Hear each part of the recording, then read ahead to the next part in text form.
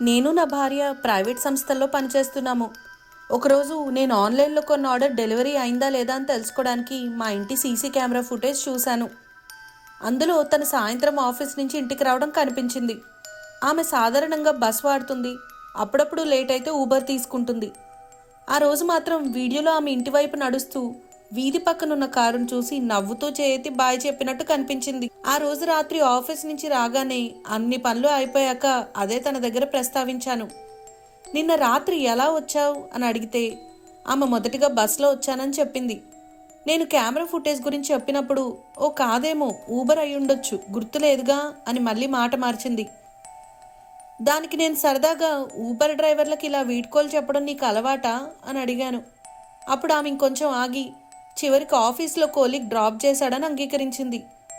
దీంతో నేను గత నెల ఫుటేజ్ని మరింతగా పరిశీలించాను. అదే కారు ఆమెను వారంలో 2-3 సార్లు డ్రాప్ చేయడం కనిపించింది. అదే విషయం తనని అడిగితే కొంచెం కంగారు పడినట్టు అనిపించింది. మళ్ళీ ఇది పెద్ద విషయమేం కాదు, కోవర్కరే కదా అని చెప్పింది. కానీ అదైనా దాచడం ఎందుకు? ఈ కోవర్కర్ గురించి తెలిసిన నాటి నుంచి అతను కెమెరాలో కనిపించడం మానేశాడు. మా మధ్య ఓపెన్ ఫోన్ పాలసీ ఉంది, కానీ ఇప్పటి వరకు నేను ఎప్పుడూ ఆమె ఫోన్ చూడలేదు. ఈసారి మాత్రం ఆమె ఫోన్ అడిగాను, వెంటనే ఇచ్చింది. దానిలో ఆ కోవర్కర్తో మెసేజెస్ చూశాను. అవి సాధారణంగా పనికి సంబంధించినవే కనిపించాయి. ఏది అనుమానాస్పదంగా అనిపించలేదు. కానీ నేను ఈ విషయాన్ని ఇక్కడితో వదిలేలేకపోతున్నాను. మొదట అబద్ధం చెప్పింది, తర్వాత ఒప్పుకుంది, మళ్ళీ నన్నే తప్పు పట్టింది. ఈ తీరే నాకు నమ్మకాన్ని కోల్పోయేలా చేశాయి. ముఖ్యంగా నేను ఈ కోవర్కర్ గురించి తెలుసుకున్న తర్వాత కెమెరా ఫుటేజ్ ప్రకారం ఆయన డ్రాప్ చేయడం మానేశాడు.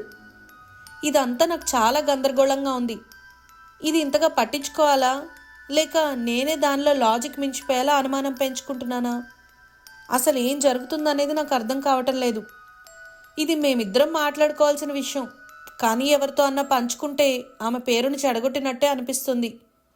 అందుకే ఇలా మీ అందరినీ అడుగుతున్నాను. నేను ఆలోచించేది కరెక్టే అంటారా?